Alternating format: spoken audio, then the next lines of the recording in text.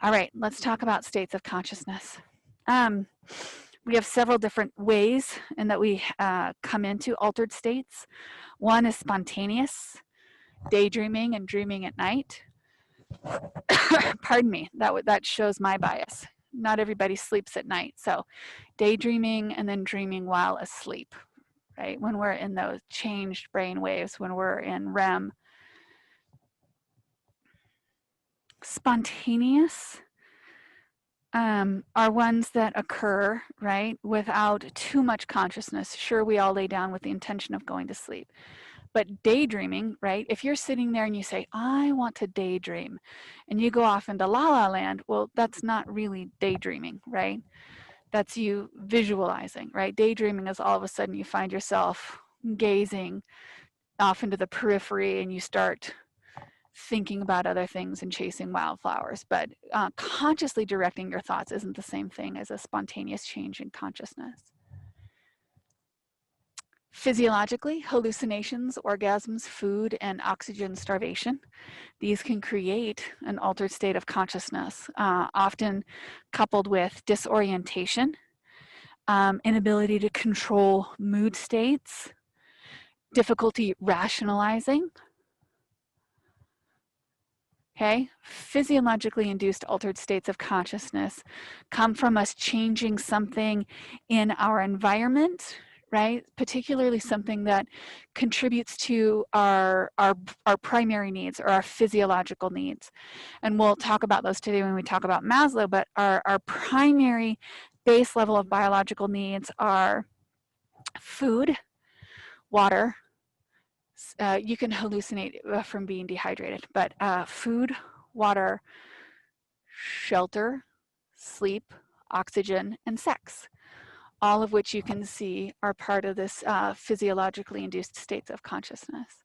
When I was younger, I want to say, I don't know, maybe like junior high, and I'm sure that all junior high kids do this, people would constrain their breathing. Like people would partner up and they would wrap their arms around somebody's chest so they couldn't take a deep breath, and that's oxygen starvation, right? And subsequently makes them pass out and can even make them hallucinate as well. Another state of consciousness altered is psychologically induced. So they can occur spontaneously, they can be physiologically induced or psychologically induced through meditations, hypnosis, and sensory deprivation. I recently scrolled, I was on TikTok, scrolled upon this TikTok that had these people sitting in a chair, and apparently was like the most quiet room in the world, like it was in the Netherlands or something like that. Yeah, you've seen it. Okay, good. And it would kind of creep me out because it looked like a weird cave, like a foam cave, and there were all these spikes around everywhere. But I mean, these people lost their stuff within minutes of being in this space because they could start to hear their own blood flowing. Like it was just that quiet in there. So when we talk about sensory deprivation, we don't mean to go that far, but it would definitely induce an altered state of consciousness. I always like to think of different ways that media has represented altered states and different experiences. And one of my favorites is, for those of you that don't remember, when Ben Affleck was Daredevil for a period of time, he put out a movie, and the only way that he could sleep, because he was blind, he would use sonar, much like a bat, to move around his environment, and anytime sound bounces off of anything, it creates a vibration for him, you know, whereas we can tune things out pretty easily because we have other sensory systems that would work. He would sleep in a sensory deprivation chamber. And there's actually some around Boise that you can, I don't know if they're doing them right now in COVID, but there are sensory deprivations in there as well. So what are all these altered states of consciousness tell us? Well, we have control over a lot of these things. Okay? We have control over a lot of these things. We have quite a bit of science that can tell us, you know, physiologically what we can do. And we do also know how there are some altered states of consciousness which are beneficial, and some altered states of consciousness which actually have pretty severe consequences, can have long-term consequences or just immediately contextual and relational consequences. So when we talk about altered states of consciousness, there are so many different ways to get into it. And, students always ask me about drugs and things like that. And I think that there's so much good information out there. And I mean good information out there, that if you're curious about the impact of long-term substance use, you can look at that information. I want to focus on the most beneficial and impactful thing that you can do in your altered state of consciousness for your own well-being, right? I'm all about leveraging this science for the good. So let's talk about sleep.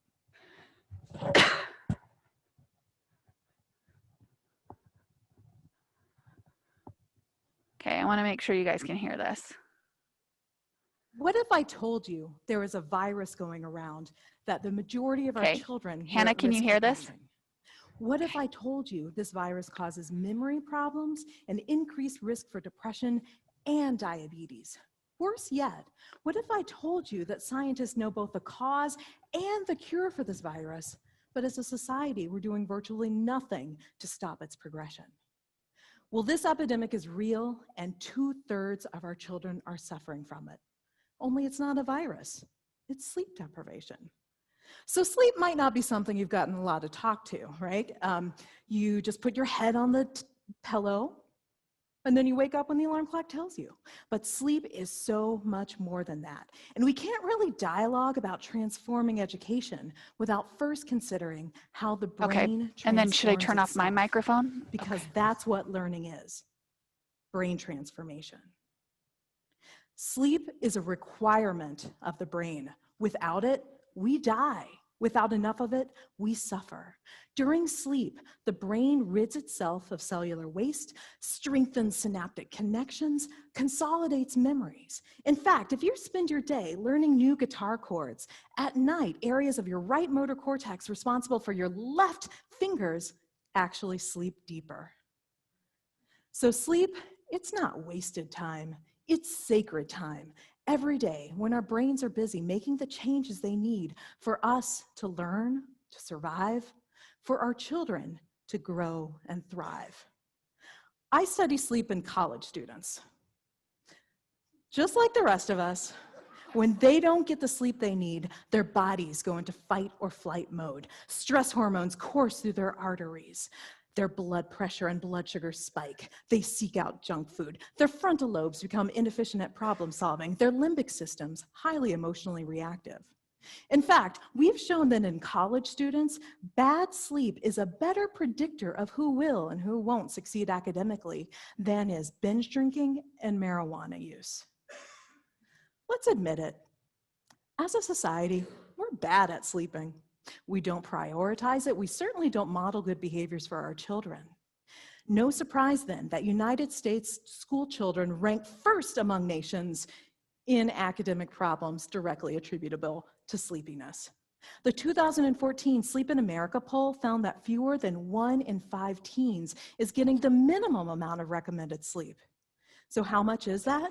In teens, that's about 9 hours a night, and younger kids, at least 10. But here's an easier way to tell whether or not you or your children are getting enough sleep. Do they need an alarm clock to wake up? If so, they're not getting enough sleep. So what can we do to help our children get better sleep? 3 suggestions. First, start schools later. Right now, the earliest scheduled bus stop is 5:40 a.m. Right? The School Start Later research movement has shown if you delay the time of day high school start, it's a win-win situation. Kids get more sleep, attendance rates go up, ACT scores rise, car accidents by teen drivers plummets. That's why the American Academy of Pediatrics recommends that high schools start no earlier than 8:30 a.m. Should we really be sacrificing children's health for transportation savings?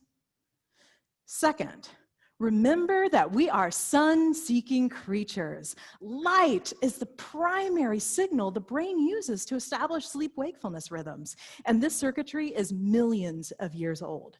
People of all ages learn better, feel better, sleep better when they get plenty of bright light exposure during the day.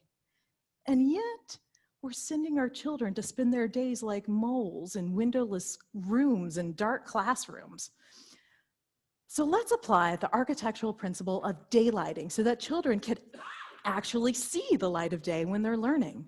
A study of over 21,000 elementary school students found that children with the most natural light in their classrooms progressed 20% faster in 1 year in reading and math than children from the same schools with the least amount of light. Third, let's make sleep a public health campaign. If we got the lead out of paint, teens out of tanning beds, parents on the lookout for cyberbullies, can't we educate parents and teachers about the importance of setting bedtimes, keeping electronics out of the bedrooms, keeping energy drinks away from children? Right now, sleep isn't even on parents' radar as a health concern to be worried about, even though half of the things they are worried about are directly and profoundly impacted by poor sleep.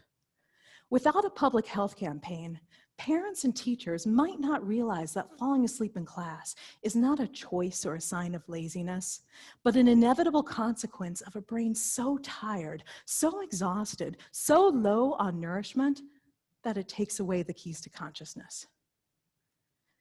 It took us a while, but we finally realized that hungry children don't learn well, so we brought free and reduced lunch programs to schools.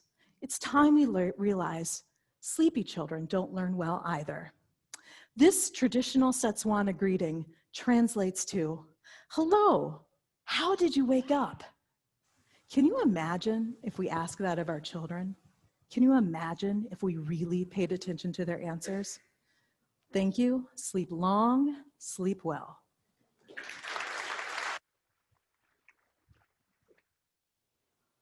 Okay. Kudos, folks. So here's what I would like to see in the chat.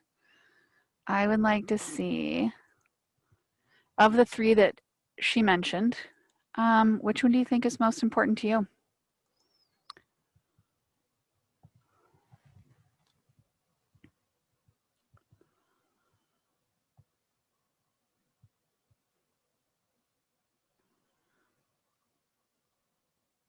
You can just type in one word too.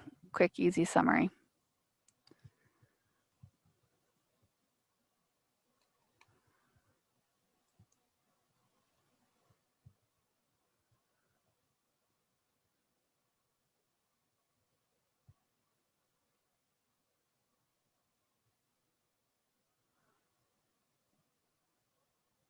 Natural light, later school, kind of sunlight seems to be a big one.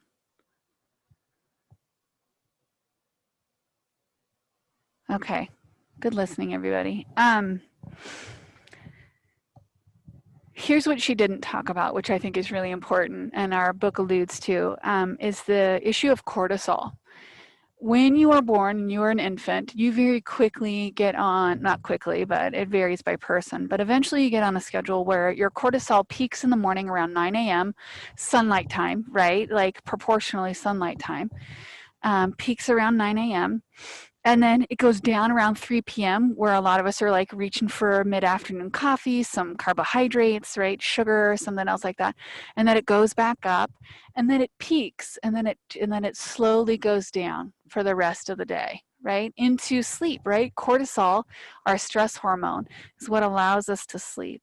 Well, what happens in adolescence, right? It goes from having this normal, by adults' definitions, cycle and peaks of timing to all of a sudden, they don't down cycle at 9 p.m. like we do. They down cycle at 11 p.m.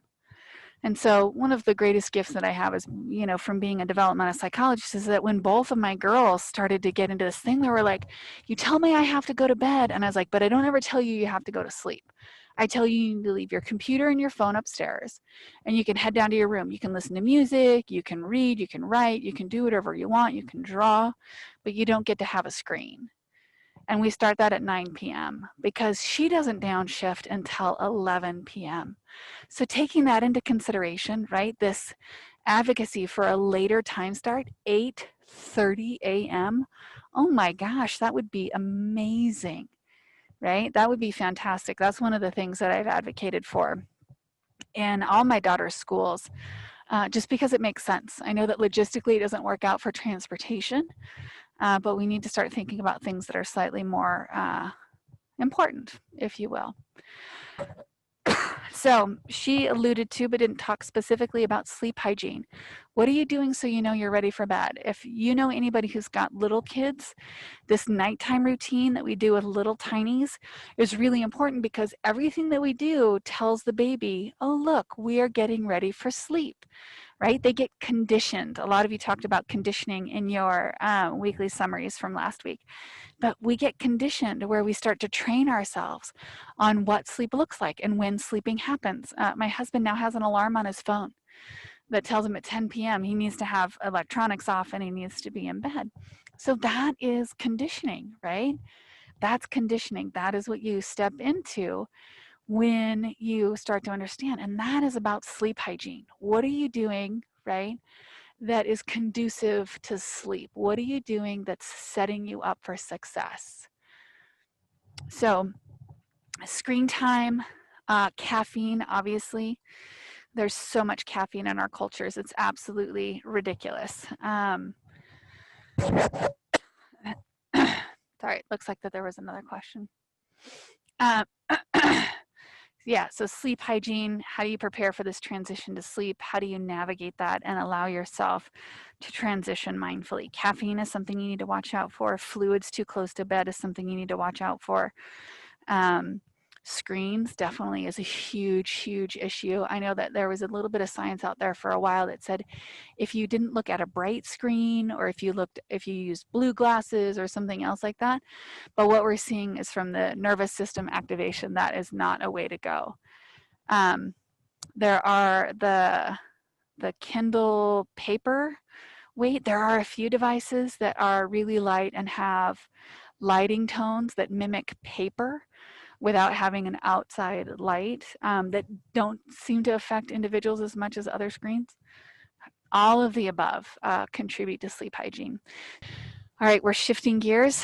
Now we're going to talk about emotions because oftentimes emotions are one of those things that keeps me up, right? Whether I'm really excited about something or maybe very fearful about something or maybe even very sad about something, they can keep me up at night. So talking a little bit about emotions and then we'll talk about motivation. And I know our textbook flips the two in time, but I prefer to talk about emotions first because the majority of motivation comes from emotion. So we're going to focus on this.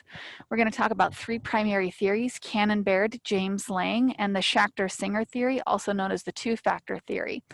Now, these are in order of occurrence historically. Okay, so, well, universal expressions just came out there. We're going to talk first about universal expressions, and here's one of my favorites. If you have never watched this show, it was on Netflix. It might be gone now, but it's called Lie to Me. It is amazing. It's actually based upon a real man named Paul Eisnick, and his name is Paul Eichmann, right? So they modeled it after this real person. And what he did is he actually went and lived. This is a famous actor, by the way. But what Paul Eisnick did is he went and he lived in an indigenous culture on the continent of Africa, or maybe it was Papua New Guinea. I was Papua New Guinea. And he just watched them. And what he discovered is that they had a lot of the exact same emotional expressions that we had. Now, it's important that even though we call these universal in their expression of sadness, happiness, fear, anger, contentment, and disgust, sometimes happiness is also referred to as joy and surprise. Disgust was added recently, right? So we used to just have 6. Now we say we have 7, and disgust is the most recently added one. But in this culture, he started seeing all these patterns. Now, what led to somebody smiling in surprise or maybe smiling out of joy or happiness was different, right? That's where the individual and the cultural implications come into play. But the expression was the same, right? The expression was the same. And so what he did is he boiled it down to what he called micro expressions, these little tiny bits and pieces of how an eye crinkles, how a lip turns up, how cheeks fold into your face, right? What happens with your lips? How much teeth do you expose? What happens between your eyebrows, right? What's the furrowing that happens in that communication? And so Eisnick identified these sort of universal emotions, and subsequently he brought that and really kind of built it up. And so in this popularized Hollywood version of this research, he actually ends up becoming a consultant, and he solves murders and he finds bombs, all from just paying attention to these what they call micro expressions. The real researcher also conducted experiments and had a consulting group in DC. He tried to get the TSA trained like he did in his lab. He tried to train TSA agents to notice those micro expressions in individuals in order to profile, right? To maybe hopefully move away from a little bit of that racial stuff and just focus on the emotional expressions. Well, because the majority of TSA agents are not research assistants, they had a really hard time with objectivity. Research assistants, and as a researcher, right, researcher who has trained people to use the facial acting coding system, it takes a certain level of objectivity where you have to really check into your own implicit bias and how you might already be interpreting that person based upon your expectations versus what you are actually seeing. And so that's really hard to train a normal person to do that. So needless to say, he was not successful in creating a program with the TSA that would allow them to profile people based upon these facial expressions. But these are universal.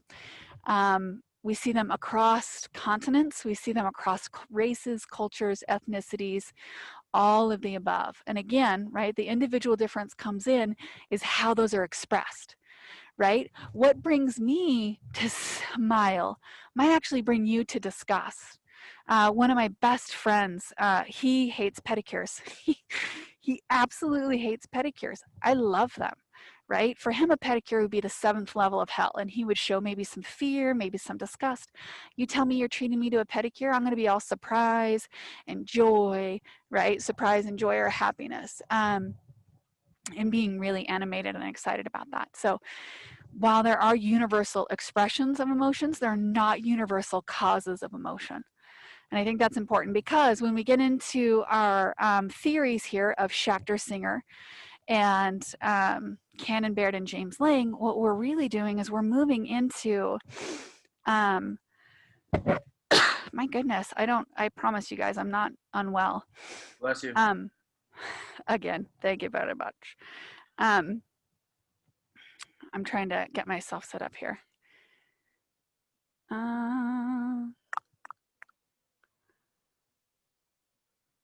Okay. It's important to note that expression is different. Okay, Nathan, why don't you come on out here and show me how to use this pencil? Look, I just heard him like get up and come running. So I'm going to walk you through a little visual here on how to map out Cannon Baird and Schachter Singer and James Lang. And these are really important because these are kind of our, good to know, learning every day.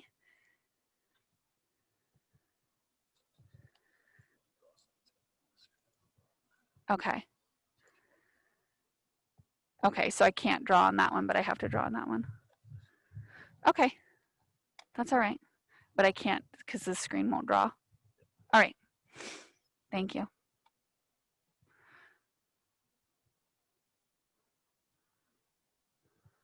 All right, learn something new every day. Thank you, kind fellow. All right, so I'm gonna break these down for you. Cannon Baird believed that we had a stimulus and that this stimulus caused us to have a physiological response. I'm going to show you this in a second. And that once we had this physiological response, then we had an emotion. I promise you my handwriting is better than this, but this is how it works out, just sort of graphically. So we have a stimulus, maybe you see a spider. Oh God, there was a black widow in my house last week on Wednesday after class, and I'm just that traumatized by it, so I'm gonna tell you guys about it. Son of a, I could not, he dead now.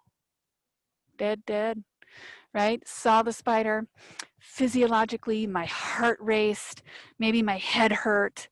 My eyes dilated, right? So what happens, especially when we are in an activated fear state, um, our sympathetic nervous system kicks in. It's part of our autonomic nervous system. Our sympathetic nervous system kicks in, and it does one of three things. And a lot of you remember this from your biology class. We fight, we flee, or we freeze. Little kids tend to freeze. Okay, but a lot of us, we put on our track shoes or we put up our dukes, and we want to make sure and take care of ourselves. And so if I'm encountering a stimulus and I can't really tell if it's good or bad yet, I'll tell you about my surprise birthday party later. We can't really tell if it's good or bad yet. Our brain tells us everything is a threat. And this is one of the reasons why we still have bias and we still have discrimination in our culture, is because our brain's default setting, right, is threat. And so that filter that screws things up while we're out in the world and leads to things like experimenter bias and implicit bias and actual prejudice changes how we see things. So if I'm encountering something and physiologically my sympathetic system becomes activated, I start to sweat, my digestion ceases, right? All the resources, your digestion takes a lot of work. So all the blood that's going to this automatically goes to your extremities. Some of you can attest to this, right? Or you've had an adrenaline rush and then all of a sudden your hands and feet tingle, like a near miss with a car, or maybe you almost wrecked snowboarding or something else like that. And you have that heat that rushes to your hands and your feet. And then what happens, right? Our pupils dilate, and they dilate so we can take in more information. Okay, so we become highly activated in this physiological response. That's our center moment. And then we experience an emotion. Okay, this is what Cannon Baird said. And remember, Cannon Baird was the first people to lay stuff out. So we're talking about late 1800s, early 1900s. Now, the next one, James Lang, and just coincidentally, right, these are a bunch of old white dudes that named everything after themselves, of course. But James Lang, they believed that you would have a stimulus and that you would have a simultaneous activation of physiology and emotion. And they would advocate that that was the case because it would take too long otherwise, right? If we still had the Cannon Baird where we encountered the stimulus, then we had physiology, and then we had an emotion, right? That'd take too long. So they advocated that we came across the stimulus, and then as soon as that happened, we had physiological activation and an emotion at the same time. Now, we're still not 100% clear on this either, and let me take you to this curious fun fact. I'll get to the fun fact after the story.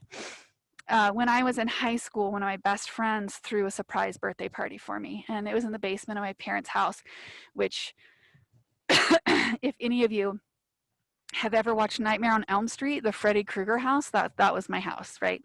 Scary shit. Like I am 46 years old, and if my mother still lived in that house, I would still run upstairs from the basement. No joke. That shit scares me, right? So my friend says, come on, let's go down and we'll watch a movie in the basement. I'm like, okay. So we go downstairs, and I come around the corner from the stairs into the basement, and I open up the door, and all of a sudden there's this loud sound, and there are projectiles coming towards me, and I punch whatever's in front of me. My poor friend Jason got socked right in the nose. I hit him good too, right? I was scared shitless. First, I showed up there and I was already locked in, right? When we talk about perception and we talk about walking and being in our environment, I was ready, right? Because I was in the basement, the scary ass basement. And then sounds come up, right? My sympathetic system is activated, and I defaulted towards fear. Now, ironically, what happens to us physiologically is that exact same physiological activation where my heart's racing, I am perspiring, my pupils are dilated, are exactly what I felt when I got married. And that wasn't fear. Maybe it should have been, but it wasn't. Okay? Our body does not distinguish physiologically between fear or joy. So even, right, James Lang didn't get it right, because if physiology is happening at the exact same time as an emotion, I might have the wrong behavior, much like I did at the surprise birthday party. So along comes Schachter and Singer, Oh shit, where did that go? Oh, you guys are getting potty mouth today. Potty mouth Henderson. I'm going to bring it back here. And so what we run into, right, is this. Schechter and Singer comes along and says, you know what, I'm going to do you guys one better. And this was in the 60s. They said that we'd have this stimulus. And from this stimulus, we would have simultaneous physiological activity and cognitive activity. Cognitive is that thinking part of our brain, right? It's that actual frontal lobe which differentiates us from the majority of primates. And then from that, we would have the emotion. And I'm going to show you what that looks like. In this, my handwriting, I promise you, is a hell of a lot better than what it's looking like right here. Oh, here we go. So here we have the stimulus. We have the physiological activity, right? And at the exact same time, we have cognitive activity, right? So hold up, Professor Henderson, right? These are just your friends in the basement. Although I come out swinging. These are just your friends in the basement. It's all good. Oh, now I'm happy. Okay, now I'm happy. But again, our default brain is going to be threat, threat, threat, threat, threat. And so today I totally understand why my friend Jason got punched in the nose.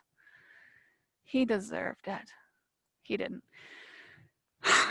So Schechter and Singer, right, set us up. They conducted some really amazing studies to help us differentiate and understand how those emotions function.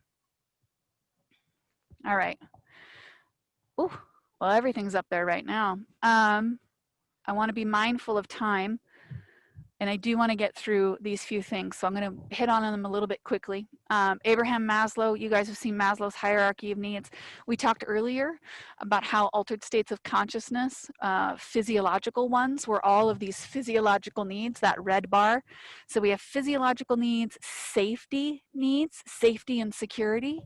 And then we have love and belongingness.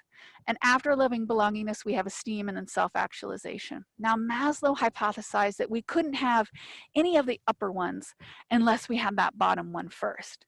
Today, we know that Maslow didn't exactly have it right, but he did have a lot of things right, and that's how we can prioritize and think about why we do the things that we do. Optimum arousal theory, also known as Yerkes-Dawson's law, you'll see it either way, is this idea that we need to be engaged, right?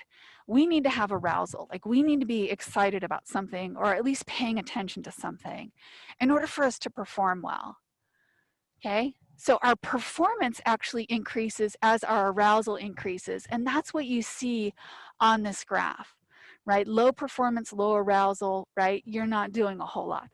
Optimum arousal theory says that we need a certain level of arousal in order for us to bring forth a certain level of productivity.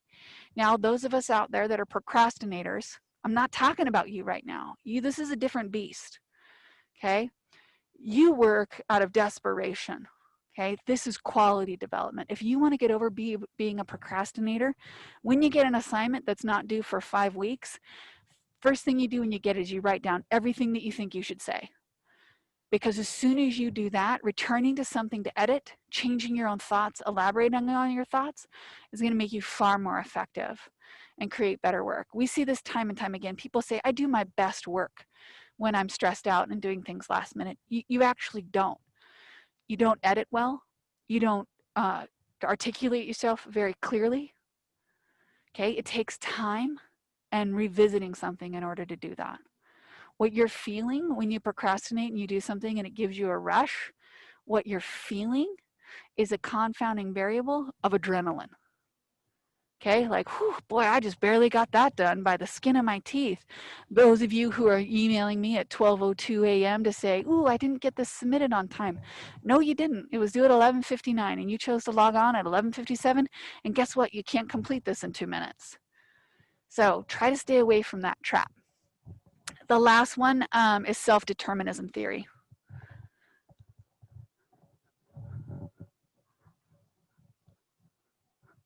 Our three basic needs are autonomy, competence, and relatedness. We've heard some things about them today, but I'm just going to briefly say what they are.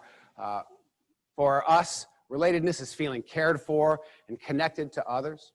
It has to do with a sense of belonging, a feeling that you matter to the other people that are there. And relatedness is enhanced not just by people treating you warmly and including you, but it's also enhanced by your giving to them and you're being able to matter in their lives. That's part of what helps us feel connected. So it's not a one-way street in relatedness. It has to do with both. And again, we'll show evidence to that effect. Competence is really commonly studied in psychology. Most theories of psychology would probably agree with us on this one point, which is competence is essential to wellness. To feel effective in your environment, to have some sense of mastery of the things that are important to you, very, very important, and environments can have a big impact on that experience.